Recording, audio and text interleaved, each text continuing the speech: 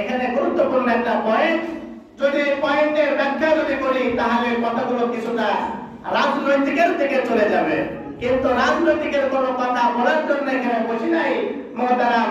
এখানে কোরআনের কথা বলবো, সেই কথাটা রাজনৈতিকের দিকে যাক বা সেই দিকে যাক আমার কোনো যায় আসে না। আপনাদের কি কোনো যায় আসে নাকি? আলহামদুলিল্লাহ, আলহামদুলিল্লাহ। আর অনেকে আমরা বলি একটা ভুল ধারণা, ভুল প্রথা আমাদের, সেটা হলো কোরআনের মধ্যে বলে রাজনীতি নেই, কোরআনের মধ্যে রাজনীতি নেই। আরে কোরআনের মধ্যে যদি রাজনীতি না থাকে তাহলে রাসূল সাল্লাল্লাহু আলাইহি ওয়াসাল্লাম মক্কার প্রধানমন্ত্রী হয়েছিলেন কিভাবে বলেন তো? কি প্রধানমন্ত্রী হয়েছিলেন না? কি ছিলেন প্রধানমন্ত্রী? তাহলে রাসূল যদি প্রধানমন্ত্রী থাকেন আর রাসূলের সাহাবা ওমর ফারুক রাদিয়াল্লাহু তাআলা আনহু যদি আধা জাহানের যদি মালিক থাকতেন, আধা জাহান যদি শাসন করেন, তাহলে কিসের কারণে করেছিলেন? এমনি সাধারণ মানুষ, সাধারণ মানুষ একজন খলিফা তাকে প্রধানমন্ত্রী বলা হয়। আপডেট নিউজ আপডেট কথা হলো প্রধানমন্ত্রী, আর ওই যুগের কথা ছিল খলিফা। কি ছিল? খলিফা। তাহলে সে রাষ্ট্র চালিয়েছে, দেশ চালিয়েছে কোরআনের বাইরে থেকে না ভিতর থেকে? কোরআনের ভিতর থেকে। তাহলে যারা আমরা বলি যে কোরআনে রাজনীতি নাই, ওই লোকটার মতন আহম্মক কোন লোকই হইতে পারে না, ঠিক কিনা বলেন? কারণ কোরআনের মধ্যেই সব কিছু দিয়ে দিয়েছে আল্লাহ তাআলা, এমন কোন জিনিস নাই যে কোরআনের মধ্যে নাই। এক কথায় কোরআনের মধ্যে এমন কোন জিনিস নাই যে আল্লাহ সুবহানাহু ওয়া তাআলা আমাদের জন্য দেন নাই। কোরআনের মধ্যে সব কিছু আছে, খালি আমাদের এই চক্ষু দ্বারা আমরা কি করি না, দেখি না, আর এই মাথা দ্বারা আমরা বিবেকটা খাটাই না, যার দরুন চোখেই পড়ে না যে কোরআনের মধ্যে রাজনীতি আছে কি আছে না। বলেন তো, যদি কোরআন দ্বারা যদি দেশ চলে তাহলে কোন চেয়ারম্যান কোন চুরি করতে পারবে? কোন মেম্বার কিছু চুরি করতে পারবে? আপনাদেরকে একটা তথ্য দিই, যারা মেম্বার গিরি করে আপনি তো জানেন কয় টাকা বেতন পায়? একটা মেম্বারের বেতন ৮,০০০ টাকা। কয় হাজার টাকা? একটা চেয়ারম্যানের বেতন সর্বোচ্চ ১০,০০০, ১১,০০০ টাকা।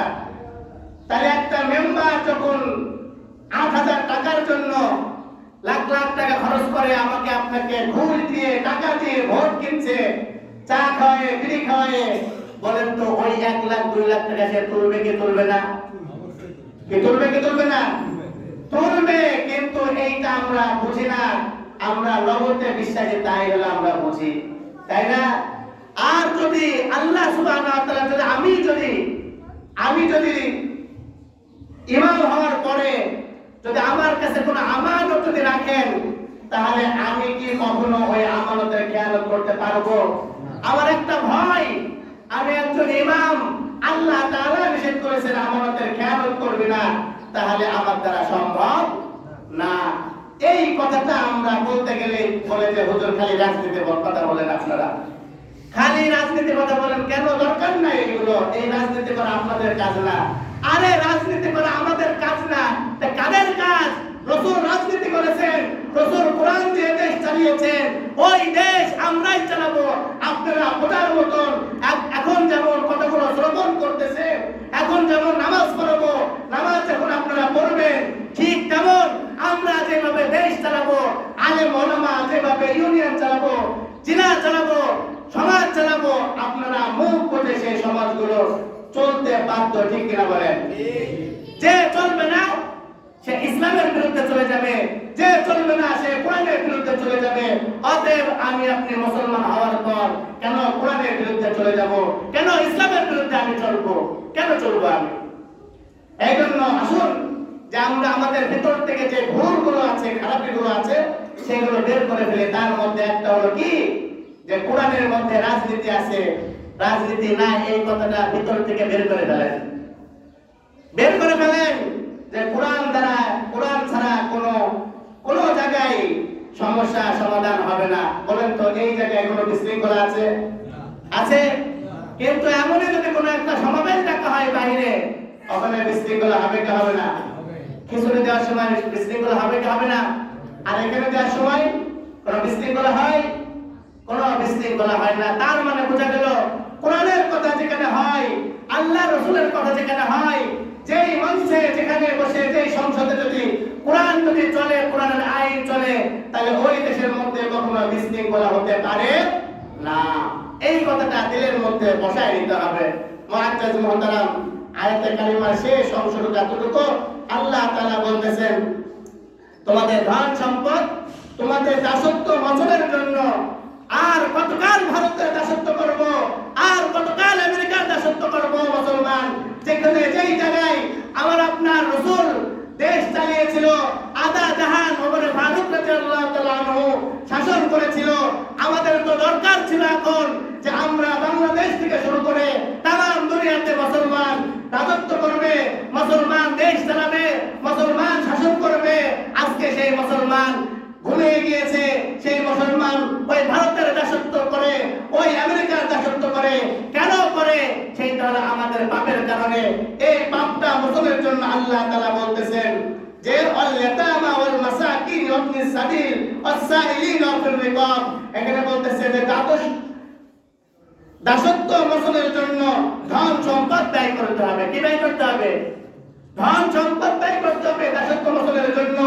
ওই ভারতে পেঁয়াজ আমাদের দরকার নাই।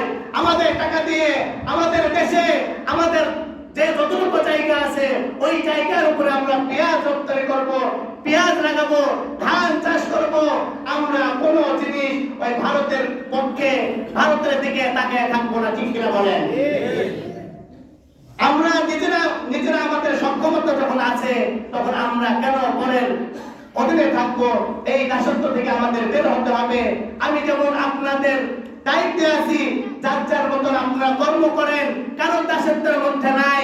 ওই ডিআরবির মজনু সাহেব আমাদেরকে চাকরি দেন, তার বিনিময়ে আমরা কাজ করি, তার কাছ থেকে টাকা পয়সা নিই।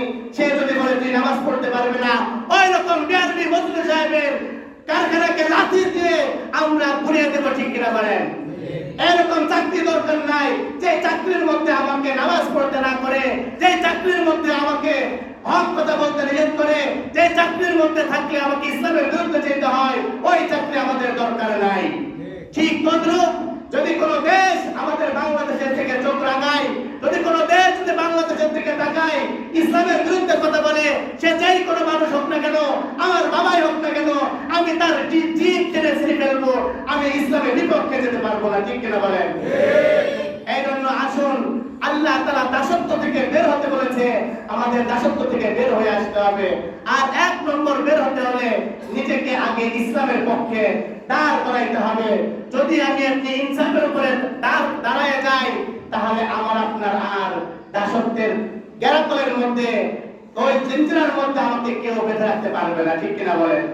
আল্লাহ রাব্বুল আলামিন মূল্যবিত কথার উপরে আমল করার জন্য তৌফিক দান করুন। আমিন।